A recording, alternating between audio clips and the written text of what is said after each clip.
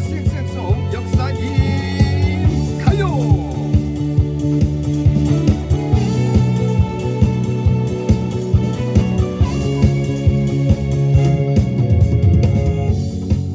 반갑습니다. 역사인 가요 5월 셋째 주 이야기를 시작합니다. 날짜로는 5월 18일에서 5월 24일까지네요. 먼저 2004년 5월 18일 봅니다. 국제올림픽위원회 IOC 여기서 성전환 선수들의 올림픽 출전 자격을 인정하겠다라고 발표를 해버립니다. 2004년 5월 18일.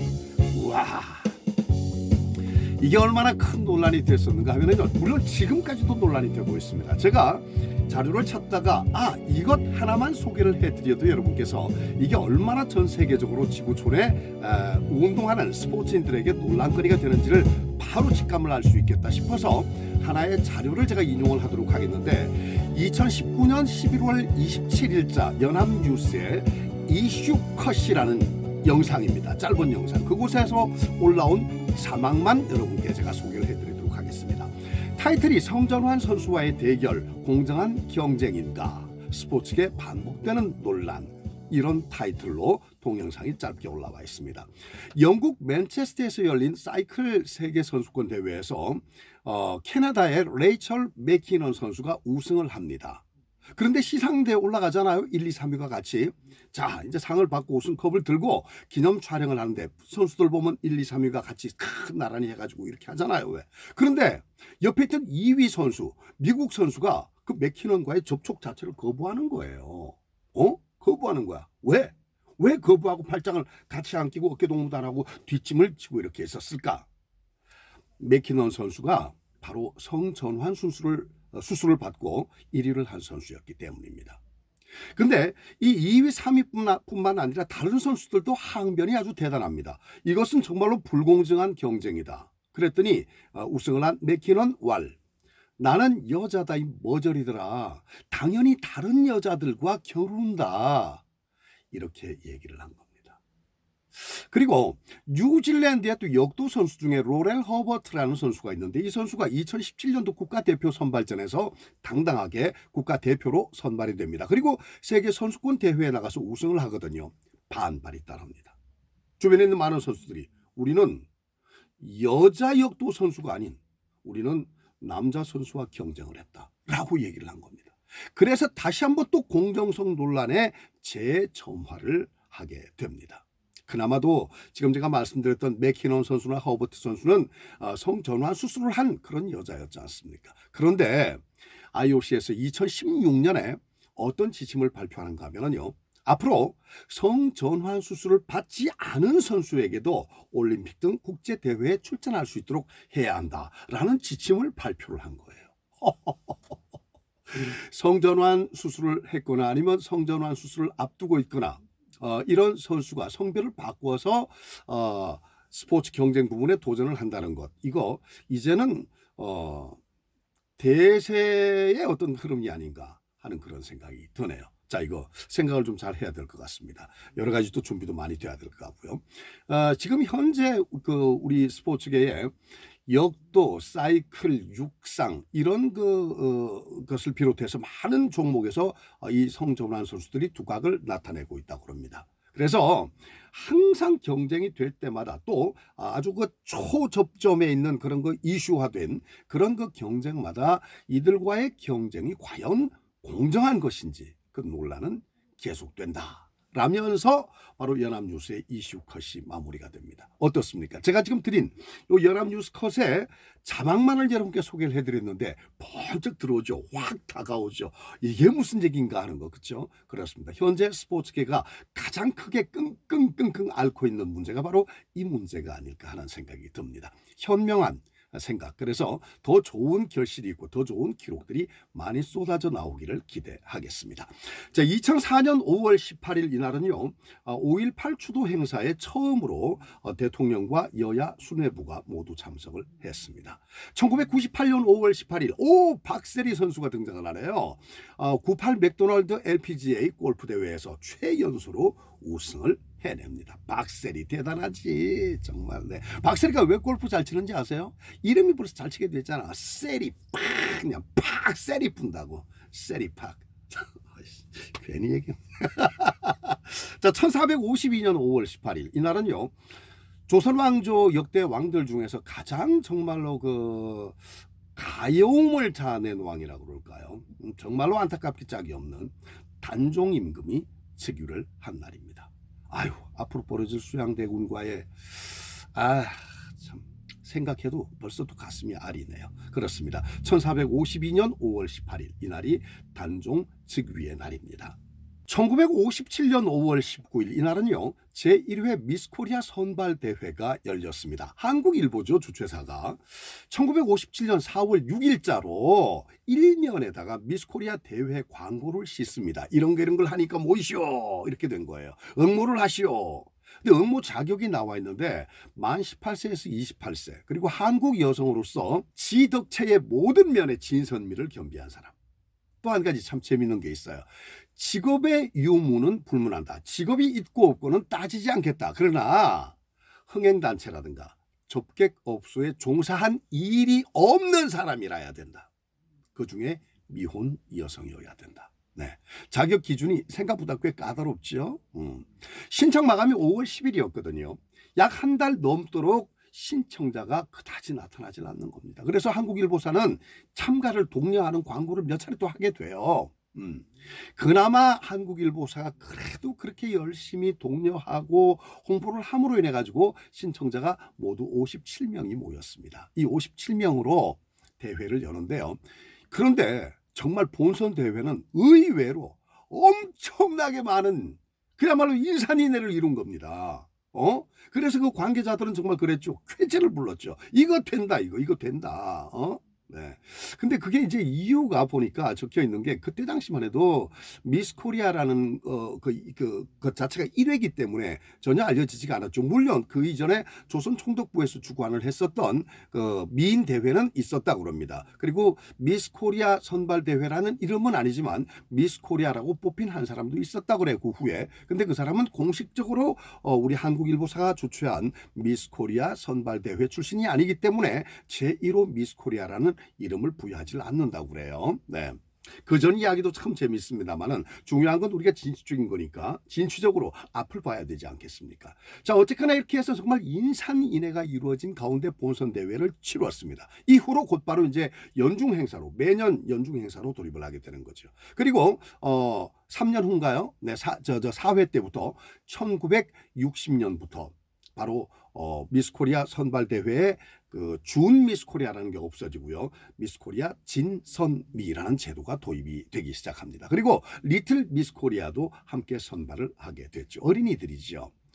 1972년도에 TV 중계가 시작됐거든요. 그때부터 미스코리아 선발대회가 완전히 급부상을 하게 됩니다. 그리고 미스코리아라는 타이틀을 딱 받게 되면은요, 연예계 데뷔를 하고 그 흥행의 보증 수표로 그렇게 급부상할 수가 있었다는 얘기입니다. 그러니까 더없이 많은 사람들이 또 지원을 해오겠죠. 오죽하면 예선 심사 시에는 후보들 얼굴에 화장을 싹 다 지우고 화장 없이 심사를 했다. 그러니까 사실 그때 미스 코리아가 참 예쁘긴 예뻤나 봐요. 그래서 저도 한번 대한뉴스의 자료를 쭉 검색을 해봤거든요.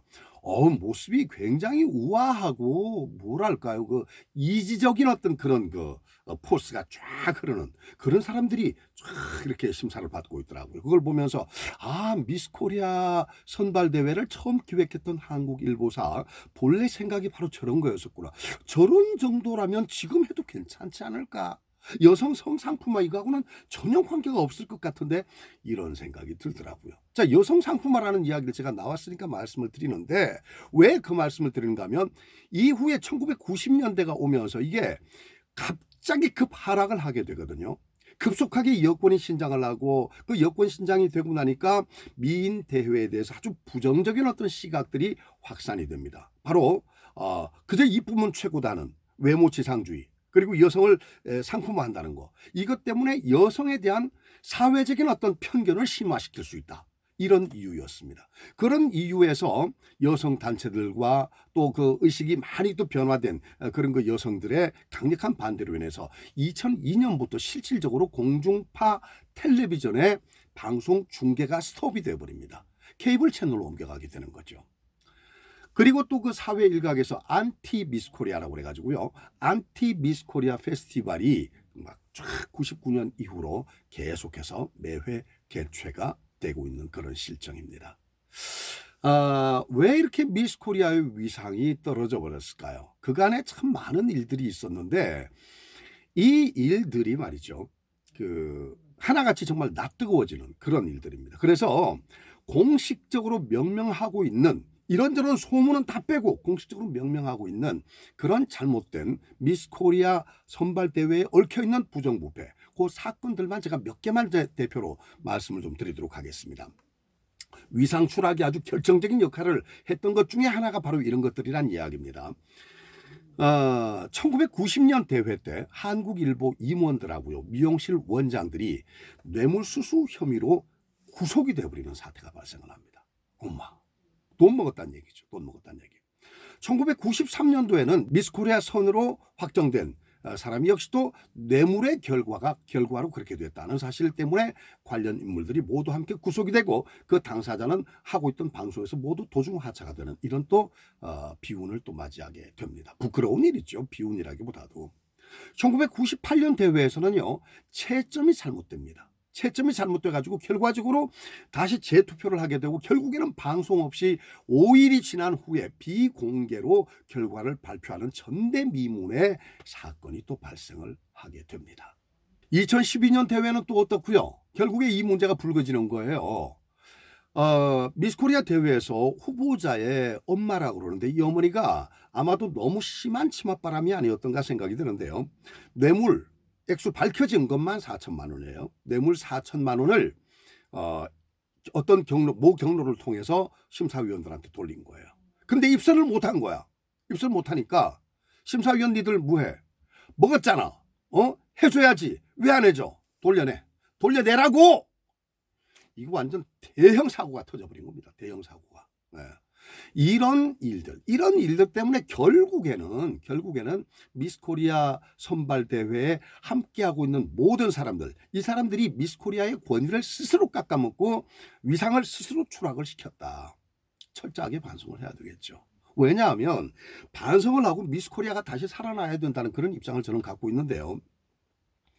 미스코리아들이 사실 한 일이 굉장히 많거든요. 어떤 일을 했는가? 그러면 미스코리아가 위상을 한층 더 높였을 때 과연 어떤 업적을 쌓았는지 공과는 다 있잖아요. 과를 제가 말씀드렸으니까 이번에는 공을 좀 한번 말씀을 드리도록 하겠습니다. 역대 미스코리아들이 우리나라의 위상을 더 높였던 여러 가지 것들 중에서 대표적으로 먼저 2006년 여러분 잘 아시는 영화배우 이한휘 씨. 이한희 씨가 2007년 미스 유니버스 대회에 4위로 입상을 하게 됩니다. 4위. 그런데 정말 중요한 거는 입상이 중요한 게 아니고요. 이한희 씨가 거기에서 뭘 했는가 하면 우리 한복을 입습니다. 한복의 아름다움. 거기다가 본래 전공이 우리 국악이잖아요. 장구를 치면서 판소리를 하면서 우리 한국의 전통 문화를 그대로 보여준 거예요. 심사위원을 비롯해서 모든 관객들이 원더풀 브라보. 그 상황을 본 사람들은 정말 무대 뒤에서 눈물을 흘릴 수밖에 없었다는 후문이 따를 정도로 말이죠. 우리의 고유 문화, 우리 한국의 고유 문화가 이렇게 아름답다는 걸 제대로 보여준 거예요. 그리고 1977년에 미코 진입니다. 그러니까 미스 코리아 진 김성희 씨. 김성희 씨는 미스 유니버스 대회에서 민속 의상상을 수상을 합니다. 다른 상이 아닌 민속 의상상. 우리 한복을 가장 아름답게 입은 여인이었다. 저렇게 우아하고 정말 맵시 있는 저런 한복. 저게 어느 나라냐? 코리아다, 코리아. 이렇게 나라의 위상을 더 높였던 적이 있습니다. 바로 77년 미스 코리아 진 김성희 씨. 그리고 87년에 미스 코리아 진 장윤정 씨. 장윤정 씨는 미스 월드 대회에서 2위를 차지하죠. 전 세계 미녀가 모인 자리에서 2위를 차지한 겁니다.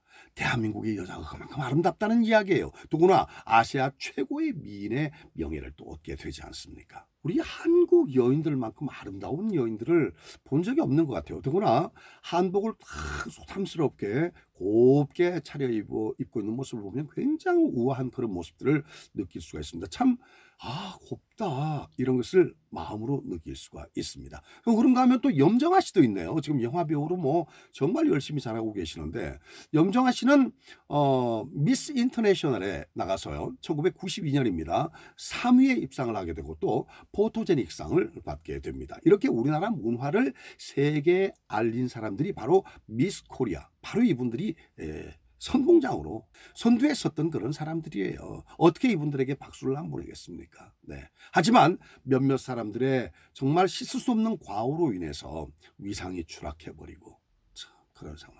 아무튼 자랑스러운 미스 코리아들이 굉장히 많습니다. 근데 그럼에도 불구하고 역사 속에 존재감마저 이제 희미해져가는 미스 코리아. 대회는 그래도 열리고 있다고 그러니까 어떻게든 위상을 빨리 회복을 해서 예전의 그런 명예를 되찾으시고 또 우리 국위 선양을 위해서 더 앞장서 주시기를 바라는 마음 간절합니다.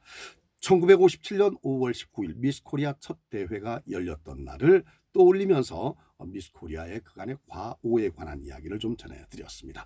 자, 1940년 5월 20일 이날은 제2차 세계대전 중에 독일이 만든 아우슈비츠 수용소에 첫 수용자가 들어가는 날입니다. 그러니까 나치 독일의 유대인 대학살이 시작된 날이라고 봐도 무방하겠죠.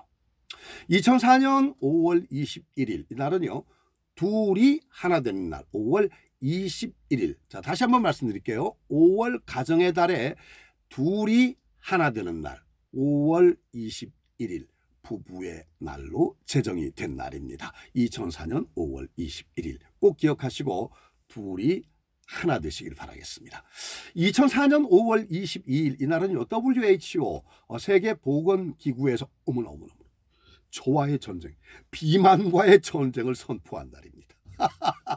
그래서 전 세계적으로 왜 패스트푸드를 자제하자 하는 이런 움직임이 한때 막 일었었죠, 그죠? 역시 먹는 건 엄마 밥이 최고 좋아. 그 다음에 그 집사람 밥이 제일 좋아. 네, 꼭 기억하시길 바랍니다.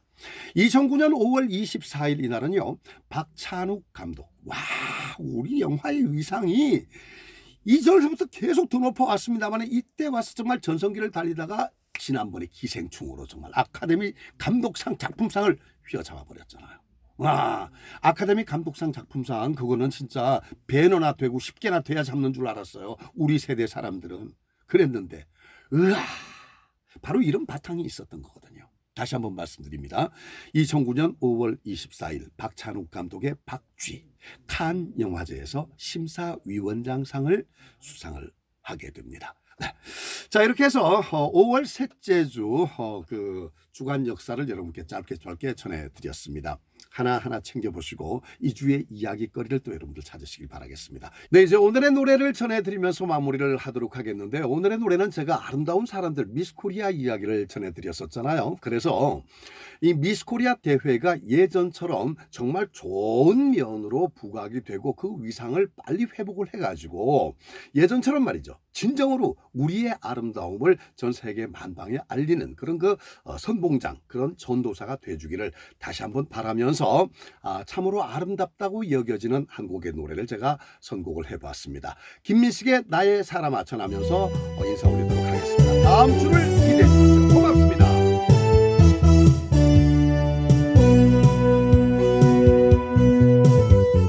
언제 보아도 웃긴 얼굴, 언제 들어도 다정한 음성, 언제까지나 함께 있어요 아름다운 나의 사람아.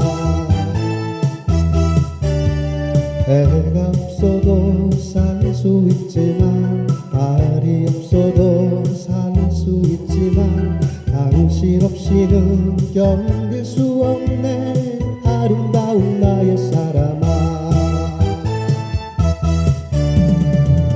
지난 봄엔 당신과 여행을 떠났어요. 하얀 바닷가에서 파랑새를 봤어요. 해가 없어도 살 수 있지만, 달이 없어도 살 수 있지만, 당신 없이는 견딜 수 없네 아름다운 나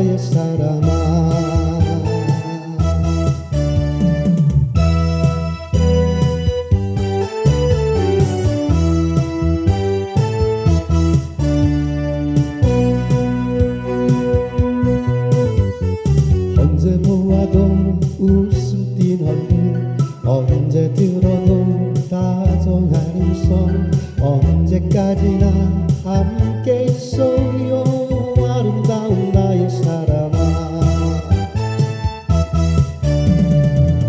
지난 후엔 당신과 여행을 떠났어요 하얀 바닷가에서 파랑새를 봤어요